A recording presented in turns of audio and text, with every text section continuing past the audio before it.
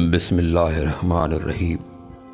آج میں تمہیں اللہ کی 5 ایسی خاموش مددوں کے بارے میں بتاؤں گا جو تمہاری زندگی میں ضرور آئی ہوں گی مگر شاید تم نے پہچانی نہ ہوں۔ اللہ اس وقت بھی تمہارے ساتھ ہوتا ہے جب تمہیں اپنے ساتھ ہونے کا احساس بھی نہیں ہوتا۔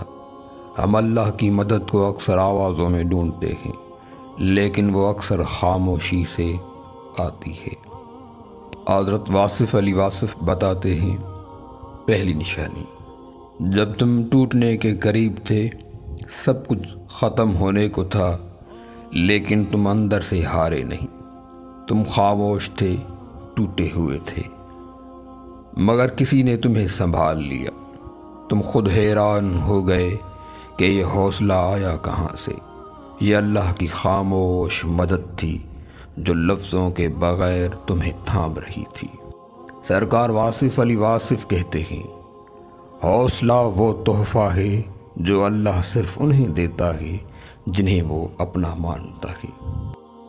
دوسری نشانی، کبھی تمہارے راستے میں کوئی اجنبی آیا اور تمہاری ایک چھوٹی سی مدد کی۔ تم نے سوچا کیا اتفاق تھا، مگر وہ اتفاق نہیں تھا، وہ اللہ کا بھیجا ہوا ذریعہ تھا۔ سرکار واصف علی واصف کہتے ہیں، اللہ جب بندے کی مدد کرتا ہے تو اسے ایسے لوگوں سے ملواتا ہے جن کے بارے میں وہ سوچ بھی نہیں سکتا۔ تیسری نشانی، کبھی زندگی سے کچھ چھن گیا اور تم نے روتے ہوئے اللہ سے کہا، یا اللہ یہ میرے ساتھ کیوں ہوا؟ مگر وقت گزرتے ہی جب تم نے پیچھے مڑ کر دیکھا تو تم نے محسوس کیا کہ اگر وہ چیز تمہارے پاس رہتی تو تم برباد ہو جاتے۔ واصف علی واصف کہتے ہیں، اللہ جو لیتا ہے وہ سزا کے لیے نہیں، کبھی کبھی بچانے کے لیے لیتا ہے۔ چوتھی نشانی، کبھی تم سے کوئی گناہ ہو گیا، ایسا گناہ جسے چھپانے کے لیے تمہیں صرف اللہ کا رحم نظر آیا اور اللہ نے اسے چھپا لیا۔ نہ دنیا کو خبر ہوئی نہ رسوائی ہوئی، بس تم بچ گئے۔ تمہارا ضمیر جاگ گیا اور دل نے کہا بس اب اور نہیں۔ واصف علی واصف کہتے ہیں، جس کا ضمیر زندہ ہو وہ رب کی بڑی نعمت میں ہے۔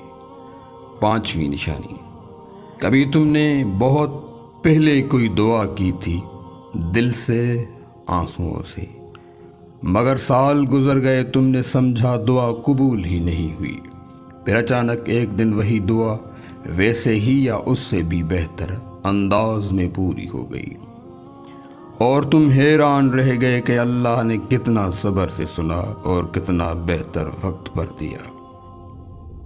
حضرت واصف علی واصف رحمۃ اللہ علیہ فرماتے ہیں، دعا قبول ہونے سے پہلے دعا کرنے والے کو قبول کیا جاتا ہے۔